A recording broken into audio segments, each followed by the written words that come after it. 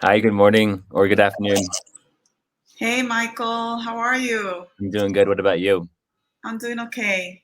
Okay, good. I'm glad to get this over with. I took the day off, and this was like smack in the middle of the day. Oh, okay. So I'm ready. I have like some fun plans Okay. afterwards. I'm like, let me just get this done, and Okay. I'm looking forward to it too. The conversation. I think it'll be fun. I'm excited. Remind me what part where are you located?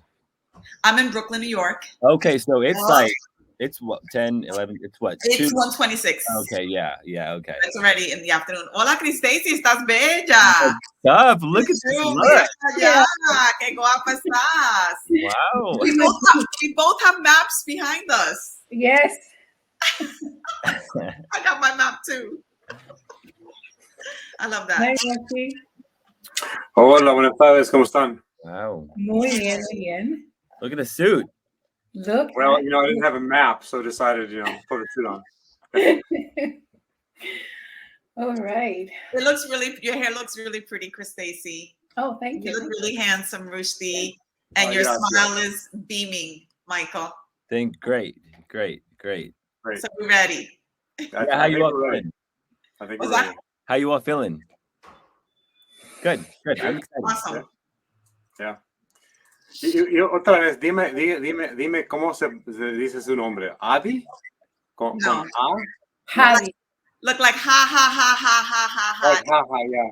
Hottie. Hottie.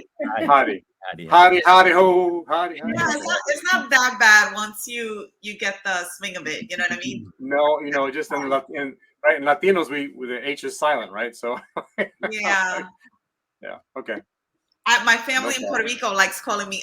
My full name is Hadila, and my family in Puerto Rico be trying to call me Adila, and I'm like, No. El nombre mío se pronuncia con the H, the English americano, el H americano, Hadi and Hadila. Yeah. We've already got 10 folks on.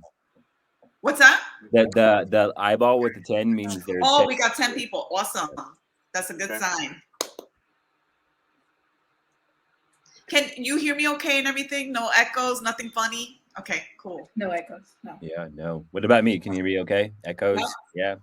Yeah. Your baritone, your bass is coming through loud and clear. Perfect. Chris Stacy, anything you want to clarify with us or anything you want to go through, or are we good? No, I'm good. Let's go. So it looks like this is recording now, right? Yeah. Oh, it is recording. Yeah. Yeah.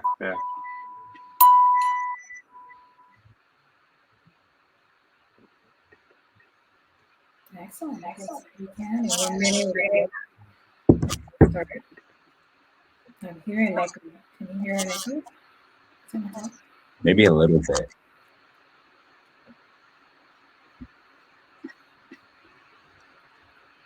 Do we know where it's coming from? Yeah, let me turn my mute off. Yeah, I could put myself on mute too, but then we run the risk of you're muted. Okay, whenever you're ready, we can get started.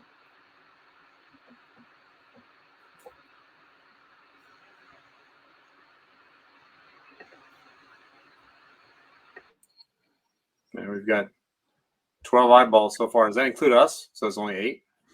Oh, I'm not sure. That's a good question. I think we're part of the 4 out of 6. Oh, do we want to wait? Actually, maybe we didn't. Do we want to let anyone join us at any point, or what do you all think? Say that again. Do we want to let anyone join us at any point? Like a question? Oh, I don't know. We'll see how we'll see how it's feeling. We'll see how it's feeling. Let's do it. Well, let's get started. I guess we are on the clock now. Welcome. Let's see how many people we have so far. Yeah, we have 12 people. Hello, everyone. And thank you for joining us as we discuss how we build community as DEI advocates and some of the lessons we've learned throughout this journey. We're going to be talking about the ups and downs of doing the work and also some of the implications and the impact that this work can have in your professional and personal life. We're going to be answering some of your questions at the end, so make sure you submit your questions by using the Q&A section. So let's get started. I'm going to go ahead and introduce myself. My name is Chisme Diaz. I'm a Dominican living in Canada and working in tech for the past 3 years. I started a DEI committee about a year ago as a result of my personal experiences within the industry as well as outside within the community. And my main intention was just to bring that awareness. Like I could see that some of the organizations missed the opportunity to address some of the barriers that prevent groups, diverse groups from that have been historically excluded from accessing to a wide variety of opportunities. And I wanted to be part of a progressive workplace environment. That's me. I'm going to pass it on to Javi. Hi, everybody. I am Hadi Mendez, dialed in from Brooklyn, New York. Boricua's in the house. And I want to just say hello to everyone. Welcome you to the panel discussion. I am here from Salesforce. So I'm a principal customer success manager there. I also serve as co-president for Latino Force New York, which is our employee resource group for Latinx employees. Prior to joining Salesforce, I was the founder and global lead for Latinflare, which was Cloudflare's Latinx employee resource group. I've been doing this work for a very, very, very long time. So I got stories to tell. I got chisme to share with you today. So really glad that you're here. I'll hand it off to Mike. Hi, everyone. My name is Michael. I use he, him pronouns. I'm excited to be here. I'm dialing in from Netflix's office in the Bay Area in Los Gatos, but I do live in San Francisco. I'm a program manager on our inclusion recruiting programs team. I've been at Netflix for a little over 4 years. And on all the free time that I have, I'm an ERG leader for Somos, which is our Latinx employee resource group. And before Netflix, I was at Uber headquarters. And before that, I was in Stockton, California, which is my hometown. So if anyone is from Stockton on the line, shout out to Stockton. I'll pass it to Rushdie next. Hey, gracias, Mike.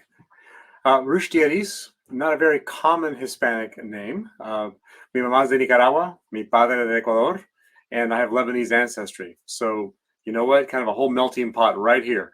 So I could say that I could enjoy nacatamales and kibe at the same Christmas dinner. So it was quite always an ethnic melting pot of food. I've been with the Walt Disney Company for 20 years, focusing currently on our enterprise applications and data platforms. And my team is responsible for core finance, HR, logistics planning, and a lot of the back of house systems that kind of run the business. My passion has been around organizational transformations and cultural transformations. And I've made a career out of helping people align their passions, their proficiencies, right, with the right opportunity. And in the DEI space, this is something that I, about a year ago, really jumped into it. Now I've been part of our leadership team for well over 5+ years in this space. But last year, I kind of kicked off an initiative really focused on the Latinx and tech community within Disney. And I'll share more about that with you later on. So these days, back to you. Thank you so much. And as you can see, we all have different, and we are at, each one of us are at a different stage within the DEI journey. Me as a newly DEI advocate, and we all know that it's an ongoing process. This is a journey, not necessarily a destination when it comes to starting this type of works in the workplace. And when doing this, you're trying to create a sense of comunidad, where everyone can feel secure, nurtured, and supported, which is very important when you're trying to get that group together. I can tell you from experience, I put in a group together to create my DEI committee. I was faced with a lot of challenges in terms of ensuring people lose the fear of discussing sensitive topics, experiences, and to even feel their true selves within that particular group. So I want to turn to you and ask you, how do you build community in the DEI space when it comes to the employer and also outside, externally in the industry? I'm happy to take that one, because Daisy. Some of you may remember back in 2009, there was this video kind of going viral about this one guy at the Sasquatch Festival, right? You may remember him. He's shirtless, great music, and he's out there dancing by himself. Todo loco. He's just going for it, right? And you watch the video for some time, and he's the only one out there. But eventually, the second person joins him, and the third, the fourth, the fifth, and all of a sudden, he's got this massive group of individuals all dancing because he was brave enough to step out and kind of start beating that drum. And for me, for my experiences, that's been it. It does take, one brave person to raise the awareness and pull together that sense of belonging. Start raising the awareness within the organization to say, hey, there's a need here. And as that one loco was doing with his shirt all off, right? You bring back all of a sudden you bring more people. You're not such a loco anymore. So to me, it's really about standing out, making your voice heard, and establishing a sense of belonging. That's the foundation of community. And that's the foundation of what I've seen work, within our organization. I'd love to. I'll pop in next. I love this question because I think it's you can build community through DEI work, and my experience is an example of that. So for me internally, Somos, Netflix's Latinx Employee Resource Group, that's really how I've helped build community, my community, but also build a community internally at Netflix. I'm fortunate to be one of the founding I guess you call it fathers of Somos at Netflix. And so I joined Somos about 3 years ago when it was barely a small group of folks that were just speaking Spanish and were trying to build a community around here. And so the last 3 years, we've been able to really evolve and build a strong ERG. We went from it just being a Bay Area chapter to a UCAN chapter. So there's for one. And then externally as well, I've been able to build community. I'm part of a conversation called Latinx in Talent Acquisition. So it's folks in talent acquisition across the US, whether you are coordinators, whether you are program managers, whether you're recruiters. And we come together once a month and we just talk about different topics, whether it's like career growth, whether it's like, hey, I just did this really cool program at my company. I think you should go and do it at your company. So really trying to help other folks who are Latinx, but also in talent acquisition as well. So internally through the ERG and externally through a group of Latinx in tech. And then, of course, just showing up at networking events similar to this and putting myself out there, trying to build others up, but also have others build me up as well. Yeah, +1, Michael, I agree. I like this question a lot too, Chris Stacy. So I would say, generally speaking, I am naturally drawn and want to spend time around people that are in the fight, so to speak, along with me. So anybody who's got a little bit of energy around DEI and is like, every day coming back for more and speaking courageously and putting themselves out there, as Rushdi said, taking the chance, stepping out.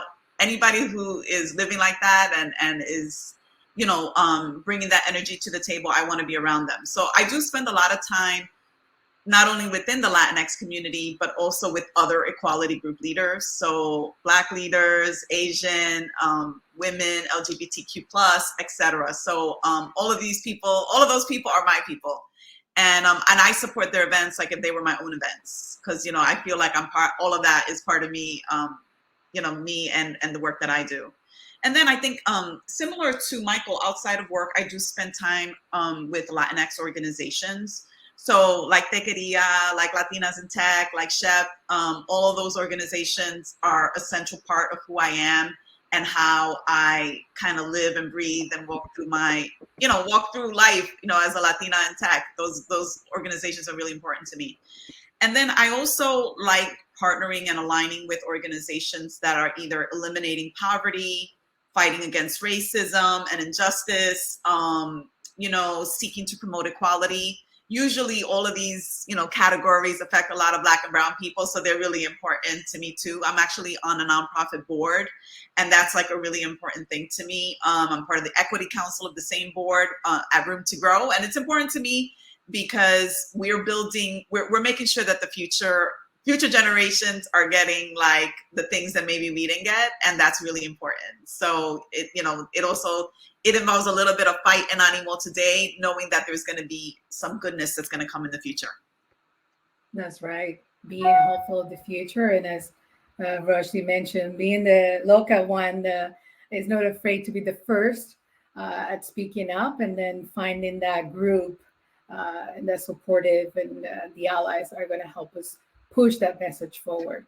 So now we've talked about why this is important, but let's turn into some of the benefits of having ERG groups, BRG groups, community groups, a DEI committee at your organizations. We know that in general, when creating a welcoming workplace environment, there's going to be a lot of benefits that will arrive as a result of some of those initiatives. And this is going to depend on the different groups. And from an employer perspective, it can range from becoming the employer of choice in the community, or to attract the employees with new talent and new experiences that are going to bring those diverse backgrounds. So what are some of the initiatives that you guys are working on today or have worked in the past, and how are those initiatives moving the needle in your organization? You go first. Okay, I wanted to kind of address your first question, and then I'll talk about your second question. The first one is ERGs are really important, but they're not important, I think, in the way that some people think. Like, ERGs are not here to do diversity recruiting and the retention, and like they are getting people promoted, and that might be sort of like an ancillary kind of outcome, but that's not their main purpose. Their main purpose is to build community and provide a safe space for employees to come together. And in our case, I think building community means like familia, right? Like, that's the ERGs that I've been involved with. That's what our main objective is. And by doing that, sometimes somebody gets noticed, or by doing that, you know, people feel like, oh, I like coming to work more because I get to hang out with Chris Stacy and Michael and Rushdie, and that's fun. And you know, I really, that it brings out like goodness in me and the best in me maybe, and that helps me to do a better job at my main job, which is, you know, whatever that happens to be. So I do feel that ERGs are important. It's important to collaborate with other ERGs. So even if you're part of one, always keep in mind that there's other ERGs, and we should always be allies to each other. I think that's really important.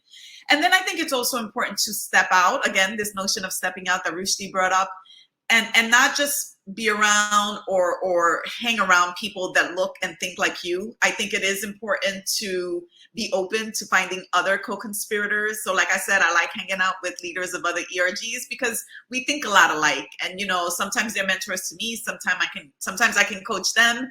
But I feel like in the end, I benefit from being part of an ERG and also being an active member of the team that I'm a part of. So I feel like it's a balance of both.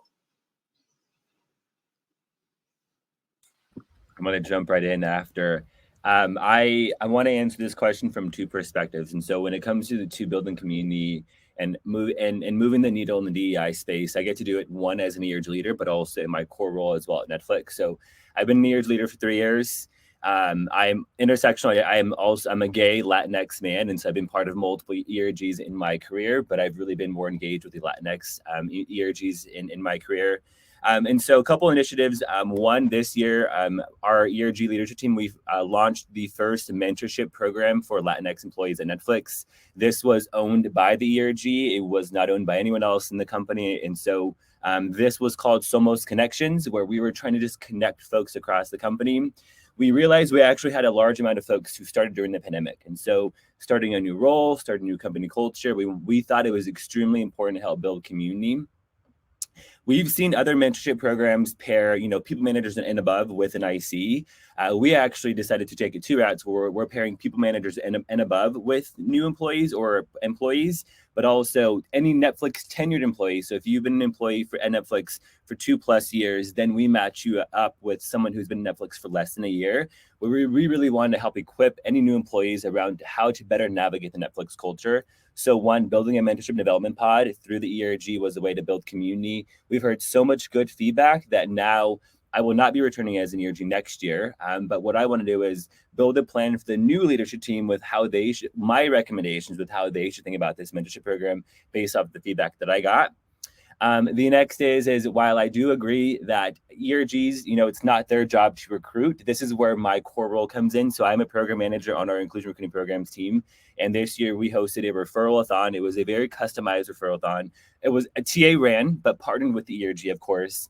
And for 2 weeks, we had a referral-a-thon where we were tapping into our Somos network And we hired 5 people from that referral-a-thon, which really shows you when talent organizations partner with ERGs, you can make impact and really move the needle. So those are a couple of things that I want to mention, how just through ERG work, you can really move the needle, build impact, build community, and make impact. Yeah, absolutely. And Michael, adding on to that, so what I've seen happen over my many years at the company, right, is developing that partnership, right, having our talent teams really work closely with our ERGs and use that as a sounding an area to kind of bring up the questions and a sounding board for what do we do about recruiting, what do we do about talent, where do we develop the pipelines, right? So establishing kind of outreach to the community, so that we're not talking about, I need to hire somebody today, but developing a pipeline for somebody who's going to be here in 5 years, 7 years, 10 years, right? And establishing a long-standing relationship with organizations that hopefully, right, we're going to raise and mentor the next generation of technology leaders. But it has to start, and it has to start now, and you have to be intentional about it. And one of the things that you'll see within Disney is we've launched the Reimagine Tomorrow Digital Hub, right, where our employees get to share their authentic selves, and we're putting it out there, saying this is who we are.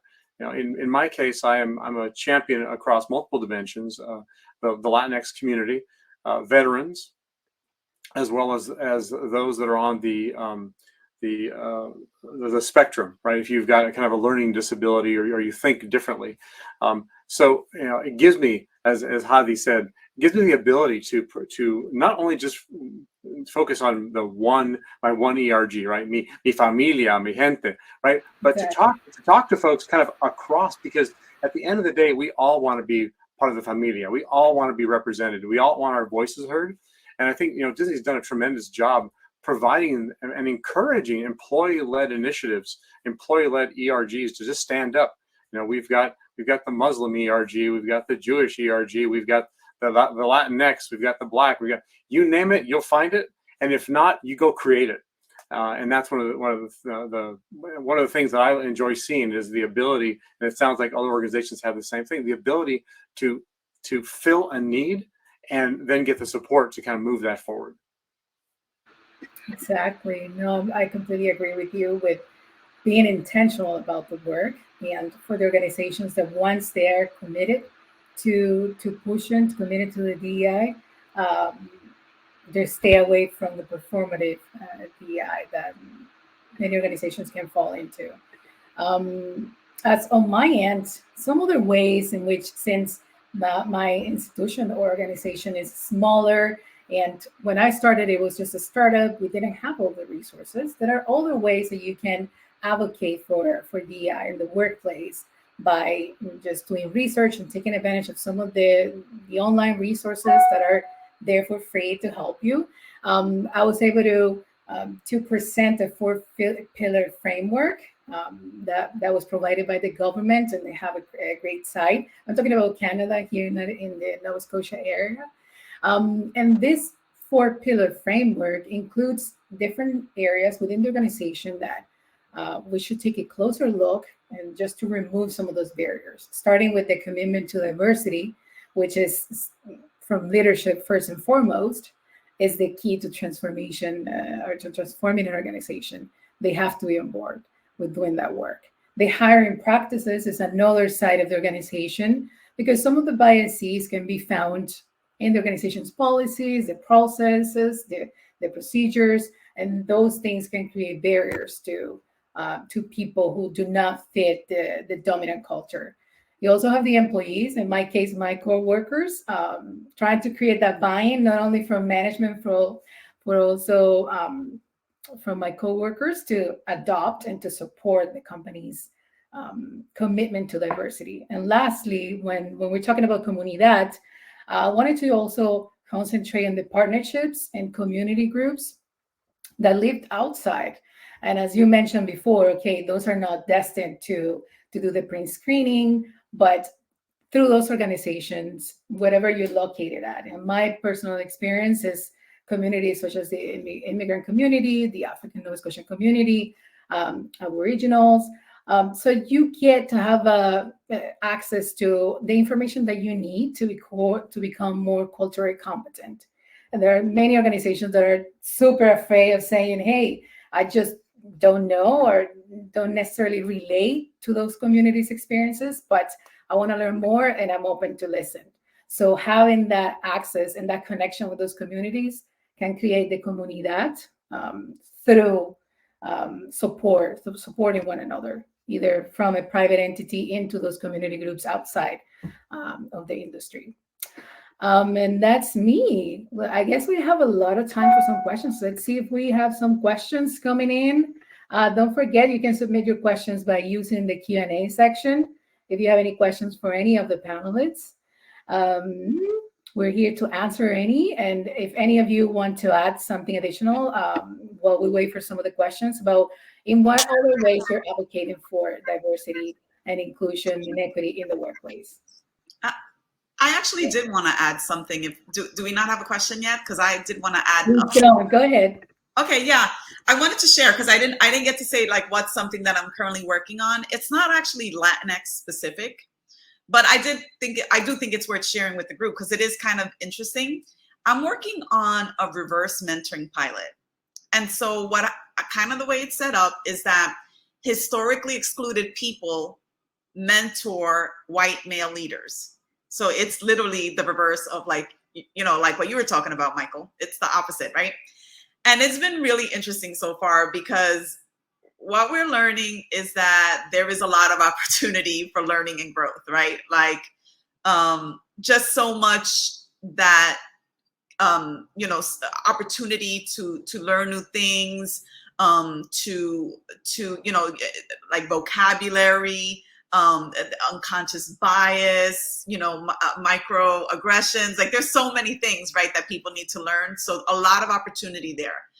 But I have to tell you that, we're about 4 months into, it's a pilot, by the way. So we launched it as a pilot, 6 months, and there's 6 pairs.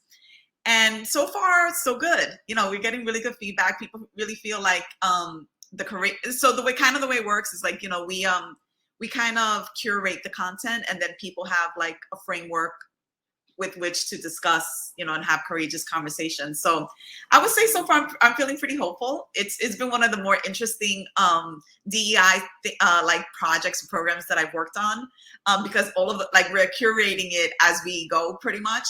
But here's like kind of what brings me hope or what makes me feel hopeful is that I feel like at the end of the pilot, we're going to have people, including senior leaders, that have been exposed to some pretty important DEI topics. So I think that's one. Number two, I feel that all of us that are part of the pilot are much more comfortable engaging in courageous conversations. So that is, goes without saying, because we already know, like when we enter the space together, we're like, oh, and we're already like, we're all those layers are already peeled back and we're going right in. And the more the relationships are being developed, the better those conversations get. And then at the end, I also feel that if we have a group of leaders who are open to learning more and are curious about learning more, then I think, our job was done there. So anyway, I just wanted to share the program. I know it's not like Latinx specific, but it is about building a community of people that feel comfortable and that hopefully those people, as they're having those conversations, they can have other conversations with other people and kind of spread the goodness around the organization. That's one of the goals of the program. I think that's brilliant. Actually, we have a question for you, Hattie. It says, do you have any examples of what they talk about? Examples of? What they talk about? Oh, sure. In the mentoring program? Yeah. So a couple of things. Our very first topic that we talked about, or thing that we talked about, it was actually a video by Daisy O'Shea Dominguez called Inclusion Revolution. And that was the first thing that we watched together. And it's like a TEDx talk. And we watched that together and then we had some discussion questions. Next, we actually, I went to a podcast called Inclusion in Progress. And there's an episode called White Male Allyship. And it talks about, it's a person named Brian Ballantyne who happens to work for Amazon. And he talks about his experience as a white male ally. And then, from there, we've had other conversations. The latest one is a video. But if you all are familiar with the book Lean In, there's actually a bunch of videos related to Lean In. And this one is about a Black woman. She's a Muslim woman, and she talks about unconscious bias. And it's a really interesting video. I bet you it's all of these things, they're all public facing, so anybody can watch them or look at them or read, listen to them. So yeah. Thank you. That's a great recommendation. We have some questions coming in. The next question, it can be for any of you in the panel. Have you ever had to handle a situation when one colleague was not accepting of another's diversity? Never. Unfortunately, yes. Yeah, unfortunately, yes. I mean, very, very sensitive. That person no longer works for us, right? I'll just say it that way, right? Individuals who, for whatever reason, right, unconscious biases or biases that are very, very conscious, right? They do not create an environment of collaboration, of welcome, of belonging. So first and foremost, when this comes to our attention, right, we've got to go address it. We need to speak with the individual. We pull in the necessary members of our HR team to provide some counseling, and work with them, right? For individuals who are just unconscious about that situation, right, we raise their awareness. But for those individuals who make that a lifestyle choice, we have to unfortunately move them out of the organization, because that becomes toxic. We cannot have that fester within the organization, because then it will impact those not only within that team, but all those kind of surrounding them, because they see that negative behavior and they'll say, well, that's tolerated, right? Well, I don't want to be here around that. So yeah, not pleasant. And hopefully that was all in the past, and going forward, never have to deal with that again. Thank you, Rushdie. We have another question coming in from Annie Duran. What do you think the most challenging aspect of working in a diverse working environment is? I can say that from my perspective, I'm going to jump in right there, because I've been in most scenarios, I've been the only Latina, the only woman, the only foreigner, the only one who speaks a different language and have an accent. So it comes with challenges, because when you're just different from the rest of the group, you're outside of that group thinking. So everyone else is thinking the same, is acting in the same manner, and this could create barriers if the dynamic has always been toxic, or if there's not an awareness about accepting diversity. And I think the main challenge is understanding that this is your superpower, that you don't have to be someone else to fit into that group. You deserve to be there. And those are things that I had to learn as I'm going along in this journey. And the most challenging aspect is accepting yourself and not changing who you are. So once you start from there, everything is going to be easier to navigate and to stay away from toxic dynamics. That could be an answer. Chris Stacy, I also wanted to add that I think another challenging thing, especially as you mentioned, I think we all kind of experience different challenges, but as women, as Latina women, or underrepresented or historically excluded women, I think one of the challenges we face is that people sometimes don't see us, like literally, like we're invisible, or like, I feel like a constant need to remind people that I am in the room. And, also like a constant need to be like, I better have a good answer, or I better participate in the conversation. Otherwise, like, the train's going to leave the station and people are going to leave me out of this. So this constant need to be on and prepared and like have a point of view on everything is one of the things that I'm guilty of. And that's like hard. It's a big burden to carry day in and day out. And I try to manage it, but it is something that I find oftentimes is my reality, being in spaces that are predominantly male, in the job that I have in tech. Yeah. Yeah. And this is from a hiring perspective. How can we encourage less bias in hiring? How can you structure interviews to make that intentional? Michael? I'm happy to take this. Yes. I'm in talent acquisition. I'm a recruiter at heart, but I'm currently a program manager on our inclusion recruiting programs team at Netflix. I'm going to answer this question with first starting off with, I think every company should have either a diversity recruiting team or an inclusion recruiting focused team to equip a recruiting team and to equip hiring managers. Inclusion recruiting is not, doesn't come top of mind for a lot of folks. We really need to rethink hiring. And so for one, I think every team should have some type of a team that is equipping the recruiting team and equipping the hiring influencers. Right now, Netflix, we're actually rethinking how we hire. So we are building inclusive practices into every step of our hiring process from start to finish. So how you build a job description to, is it an inclusive job description? Are we, is the language you're using inclusive of all? Are we adding in requirements either, or are we adding in core competencies and hiring for potential? Are we expecting 10 plus years of experience? Are we expecting X, Y, and Z degree? So one, I think we need to rethink the entire hiring process. That also does mean equipping talent acquisition teams and hiring teams with helping them understand what is bias and helping them then to start to mitigate their bias, because we all have biases and we all need to be aware of that. We need to also be reflective. How did we hire last time? Where did we hire from? Where were we sourcing from? Were we tapping into new channels?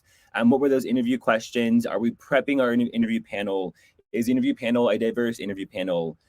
Is it representative of who is on the team today, or do we just have a Latinx person on there because we need to check the box of having a Latinx person? So really being intentional with every part of hiring. And once again, of course, equipping those recruiting teams so they can go out and ensure they're creating inclusive candidate experience for anyone they're engaging with. Yeah, Michael, let me add to that. Yes, and right, absolutely everything you're saying. Now, I'm not in the recruiting space. I'm not in the HR space, right? I'm a practitioner, right? I'm a technologist, but as a technology leader, right, it's also incumbent upon myself and my leadership team to make sure that we're asking those questions and partnering with our HR team to say, make sure that we are intentional, right? Where are we actively recruiting from? Where are we actively sourcing from? Who are we talking to, right? If we're always getting the same X, Y, or whatever, fill in the blank, if you're always getting the same type of people, well, are we, I keep saying, are we fishing in the same pond every time and expecting a different result? It's not the way, that's not the way life works. We have to go and explore and establish new opportunities for sourcing. And then as individuals come in, we've got to be very intentional around the questions that we ask, around the panels that we establish. But I think it's truly a partnership, right? It can't all be on talent acquisition. The technologists who are in the hiring, it's on us as well. That's right. Thank you so much, Rushdie.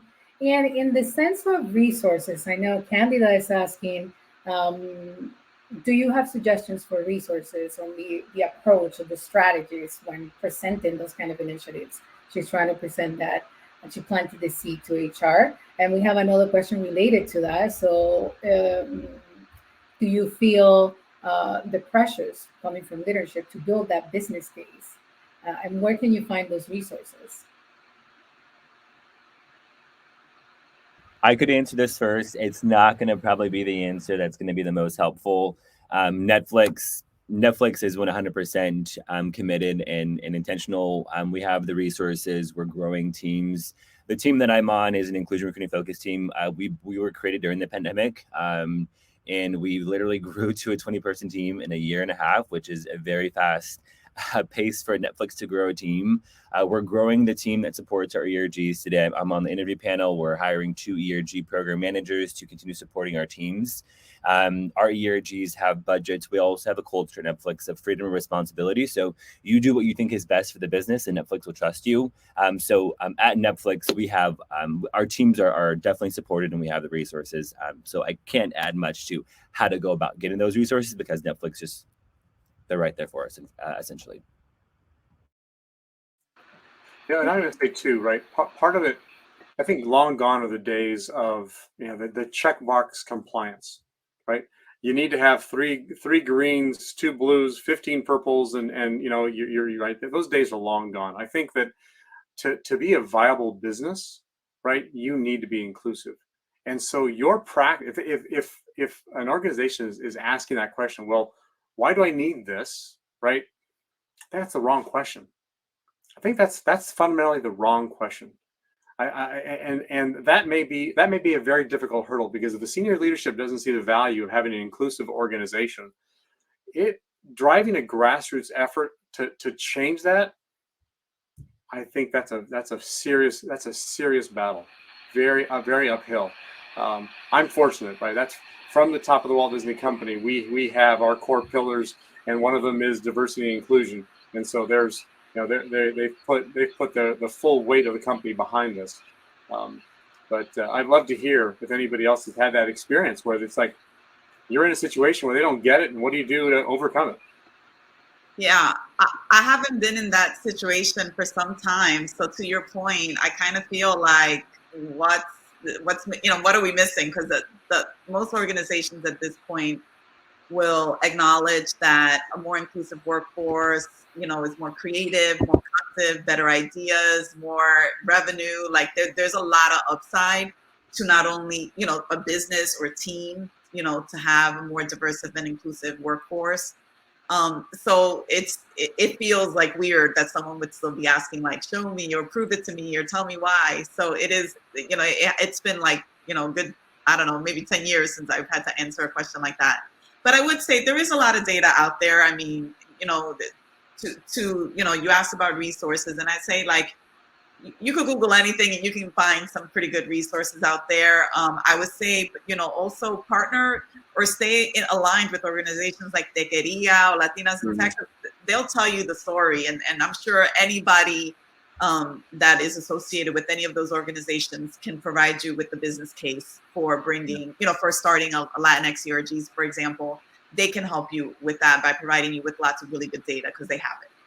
Yeah, and let me plug the Hispanic Star, because they do a phenomenal job of curating content and providing you with statistics, the results of surveys, and they do a phenomenal job. And look it up, Hispanic Star, and they have just amazing content. And there was some specific content that they published for Hispanic Heritage Month that I'd say would fit right into the why. Right? Why do we need to do this? Okay, take a look at the opportunities that we may be missing by not doing it.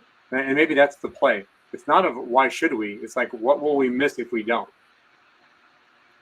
I also want to add in one thing as well, just on free resources, and shout out to Techqueria. So Techqueria has multiple Slack channels. I don't if everyone knows about this. Sorry for telling you what you already know. But there's a couple of Slack channels that I benefited from. So there is a recruiting and HR Slack channel. There is an ERG Slack channel. And so once again, just tap into those Slack channels. In the ERG Slack channel, folks are dropping in ideas, folks are dropping in resources specifically for ERG and DEI.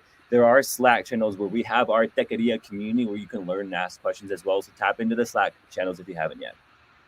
Exactly. And if you have any other questions, I'm just looking at the time just to be conscious. If you have any other questions, I want to continue this conversation. I think most of us are in the Slack channel. So if you have any questions, throw it in there, and we'll make sure to answer some of those. Let's switch gears and get a little deeper with the professional and personal impact. So just as a takeaway and as a way for us to wrap up, we do understand some of the challenges that this work can present. So why do it? How do you, and what can you tell the people that want to start this work? How do you keep yourself motivated? And what inspires you to keep doing this work? I can kick us off. So I do this work because I have seen progress, especially over the last 30 years. I don't want to date myself, but when I first started out, many of us kept our mouth shut as it related to matters of race, belonging, inclusion. It just wasn't talked about. People were considered too sensitive, or like, oh, you didn't take it the way I meant it. And it's, those types of things. So I would say we've come a long way, and there's been lots of progress and change during that time. Obviously not enough. So acknowledging that there's not been enough change, but there has been some progress, and that's good. And that's why I do the work. I will say, I will be the first to admit that it is not easy. It feels very lonely sometimes to be doing this work. Sometimes you feel defeated. You will end a conversation or a phone call or a meeting and feel defeated, or why am I bothering to do this? What is the point of all of this? And I would say, and you feel like giving up. You're what's really why? I don't think I'm going to be able to change, such and such his mind about this. Why am I doing this? And I would say, if you feel discouraged, find your people, and get a pep talk, So I have a couple of people on speed dial. I give them a call and I'm like, I just had a horrible day. This happened, and then they're like, Hadi, that happened to you, us before, and we did this and we did that, and you knew that we were able to change their mind and keep going. And like, I will also share that when it is most uncomfortable, it's like when you're right on the edge of something really good. So when you feel uncomfortable and other people are uncomfortable and they're pushing back and it's like a tension, that means that you're almost there. So please, please, please keep going, because that's a good sign. And I would just say, there's lots of people around me, including all of you here, that inspire me to keep doing this work. And I always keep in mind that it is a marathon. It is not a sprint, and we have to take care of ourselves along the way. Like, so just like if you're running a marathon, like putting your little Band-Aid, take a cup of water, do whatever you need to do to take care of yourself so you finish. It's a journey. What are you, Michael, Rusty? I'm Michael, go ahead. Thank you. Everything Hadi said, I totally agree with. It's not a marathon. Wait, I forgot the phrase. It's not a marathon. It's a marathon, not a sprint. There we go.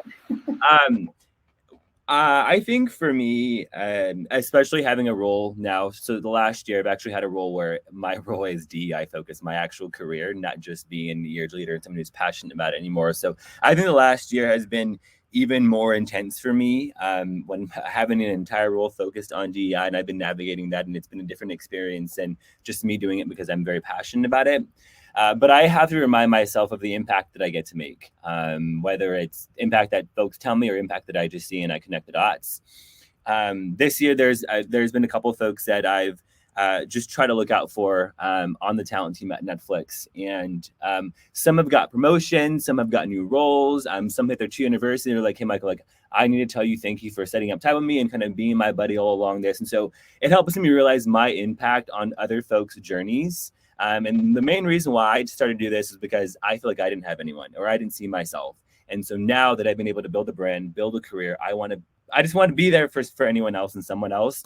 But this work definitely can get tiring and it can get hard. But once again, it's just reminding yourself of the impact that you have in this space.